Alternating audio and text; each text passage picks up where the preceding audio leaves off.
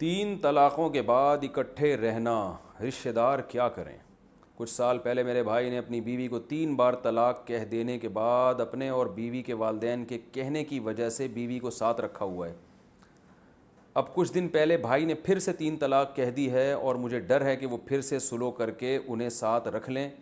میں ان کی چھوٹی بہن ہوں اور شادی شدہ ہوں۔ میں نے پہلے بھی انہیں سمجھایا تھا اور اب بھی سمجھا رہی ہوں کہ یہ صحیح نہیں ہے، لیکن مجھے نہیں لگتا کہ وہ مانیں گے۔ کیا مجھے ان حالات میں اپنے بھائی کے ساتھ رشتہ داری ختم کر دینی چاہیے؟ نائلہ صاحبہ لاہور سے۔ اگر واقعی آپ کے بھائی نے ایسا کیا ہے تو یہ خالص زنا ہے، حرام کاری ہے۔ آپ کو چاہیے اس بھائی سے تعلق ختم کر دیں، ورنہ ایسا نہ ہو آپ پہ بھی اللہ کا عذاب آئے۔ بالکل بائیکاٹ کریں، زنا کو حلال سمجھ کے کیا جا رہا ہے تو۔ اور 3 طلاقوں کے بعد جو اہل حدیث سے فتویٰ لے لیتے ہیں، یہ بھی یاد رکھیں اس سے بھی بیوی حلال نہیں ہوتی۔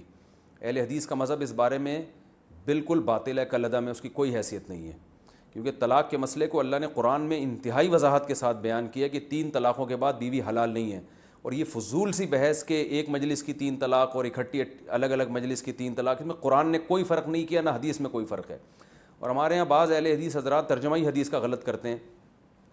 میں کلپ سن رہا تھا، اہل حدیث عالم ٹی وی میں بیان کر رہے تھے کہ نبی کے دور میں ایک مجلس کی 3 طلاقیں ایک سمجھی جاتی تھیں۔ ایسی کوئی حدیث سرے سے موجود ہی نہیں ہے جس میں آتا ہو کہ نبی کے دور میں ایک مجلس کی 3 طلاق ایک ہوتی تھیں۔ ایسی کوئی حدیث نہیں ہے، ترجمہ غلط کیا جاتا ہے۔ وہ حدیث میں جو آتا ہے نبی کے دور میں جو 3 طلاقیں ایک سمجھی جاتی تھیں، تو بالکل ایسے ہی جیسے حدیث میں آتا ہے نبی کے دور میں متع کیا جاتا تھا، تو نبی کے مشورے سے تھوڑی معاذ اللہ کیا جاتا تھا۔ وہ حضرت عمر نے متع پہ پابندی لگائی تھی، تو وہ نبی نے پابندی لگا دی تھی، اس لیے حضرت عمر نے لگائی۔ تو اسی طرح 3 طلاقوں کو جو ایک سمجھا جاتا تھا وہ ایک مجلس کی ہوں یا الگ الگ مجلس کی، زمانہ جاہلیت میں چونکہ ایک سمجھا جاتا تھا تو بعض حضرات اس کو بھی ایک ہی سمجھتے تھے۔ تو نبی نے حکم نہیں دیا تھا کہ 3 طلاقیں، کہ صحیح بخاری میں واضح حدیث موجود ہے جس میں آپ صلی اللہ علیہ وسلم نے ایک مجلس کی 3 طلاقوں کو 3 کاؤنٹ کیا ہے۔ اور حضرت عمر نے بھی جو فیصلہ کیا کہ 3 ہوں گی، وہ فیصلہ اگر قرآن و سنت کے خلاف ہوتا صحابہ نہیں مانتے اس کو، تمام صحابہ نے اس کو فالو کیا، پوری امت کا اجماع ہے۔ اور اجماع ایک حجت قطعیہ ہوتی ہے، ایسی دلیل ہوتی ہے جس کے مخالفت کی آپ کو قطعاً اجازت نہیں ہوتی۔ تو چاروں اماموں کا اس پر اجماع ہے، تمام محدثین کا اس پر اجماع ہے۔ 7ویں صدی ہجری میں ابن تیمیہ رحمہ اللہ نے قول کیا تھا کہ 3 طلاقیں ایک ہوتی ہیں، جس پر ان کو جیل میں بھی جانا پڑا، اور امت نے پھر اس کی شدید مخالفت کی۔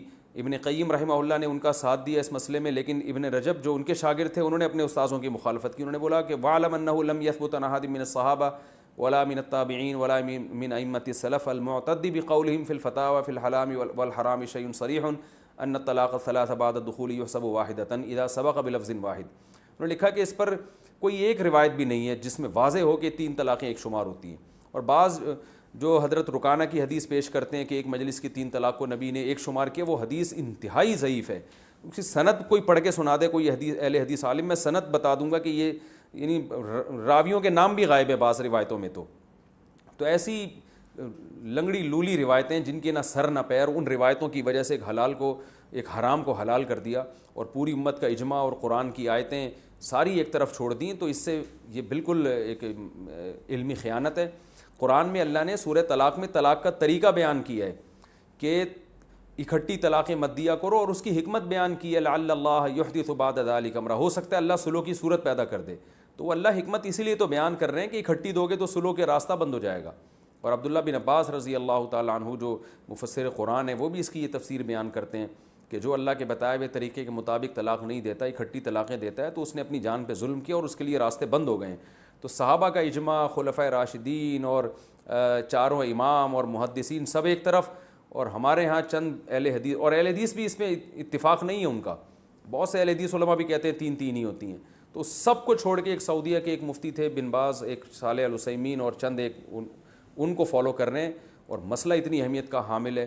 تو اس سے یاد رکھیں یہ بیوی حلال نہیں ہوگی، اور اس کا بالکل بائیکاٹ کرنا فرض ہے۔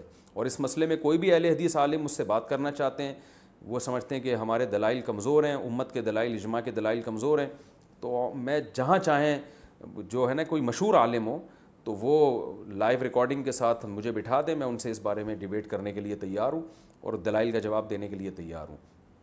تو اس لیے 3 طلاقیں دینے کے بعد اگر کسی نے بیوی کو رکھا ہوا ہے تو بیوی حلال نہیں ہوگی، آخرت میں الٹے لٹکے ہوئے ہوگی۔ اللہ کے بندو، اس میں اللہ کا خوف کرو۔ یہ قرآن جہاں طلاق کے مسائل بیان کرتا ہے وہاں ساتھ ساتھ یہ بھی کہتا ہے تلک حدود اللہ، یہ اللہ کی حدود ہیں۔ بار بار بیان کر رہا ہے کہ اللہ کی حدود ہیں، وَمَن يَتَعَدَّ حدود اللہ، جو اللہ کی حدود سے تجاوز کرے گا اپنی جان پہ ظلم کرے گا۔ تو آج آپ طلاقیں دینے کے بعد بیوی کو رکھ لو، دنیا میں کچھ نہیں ہوگا، لیکن آخرت میں آپ کو پتہ چلے گا آپ نے اپنی جان کے ساتھ ظلم کیا تھا۔ اس لیے حلال کو حرام اور حرام کو حلال نہ کریں آپ۔ تو اگر آپ کے بھائی نے ایسا کیا ہوا ہے، طلاقیں دے کے رکھا ہوا ہے، اور آج بہت سے لوگ رکھ رہے ہیں، فتوے آپ کو مارکیٹ میں ہر قسم کے مل جائیں گے، جو چاہیں فتویٰ جس مفتی سے لکھوانا چاہیں، آج کل ہر طرح کا مفتی اویلیبل ہے مارکیٹ میں، آپ کو فتویٰ آپ کی مرضی کا مل جائے گا۔ تو پوری امت کا جو فتویٰ ہے اسی کو فالو کریں۔ جو ہمارے سنجیدہ دینی مدارس ہیں، ان کے دارالفتہ ہیں، جہاں مفتیان کرام بیٹھے ہیں، جن کی پوری پوری زندگیاں فتوے کے کام میں لگ گئی ہیں، ان سے فتویٰ لیں۔ ایسے نہیں کوئی بھی اٹھ کے کچھ بھی فتویٰ دے دے، اس کی کوئی حیثیت نہیں۔ اور ایسا فتویٰ جو صحابہ کے خلاف جا رہا ہو، تو ایسا فتویٰ دینے والا کتنا بڑا مفتی ہو، اس کے فتوے کو فالو بالکل بھی نہیں کرنا ہے، کیونکہ صحابہ نے دین کو سب سے پہلے سمجھا ہے۔